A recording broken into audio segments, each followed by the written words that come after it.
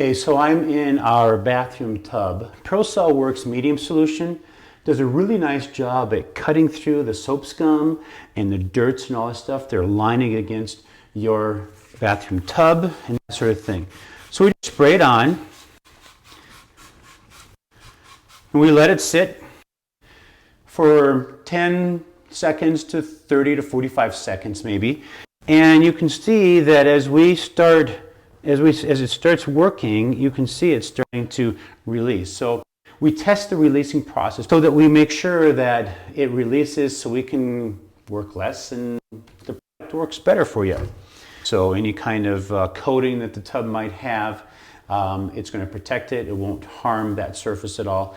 Or your shower, or whether it's tile or not. We can test it and see. We can see that it's releasing quite nicely. And then I'm going to just wipe it down.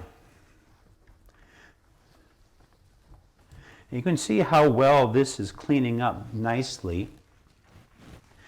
And then for demonstration purposes, I'm just going to dry it real quick, just so you can see just how well that cleans up. And so it took very minimal effort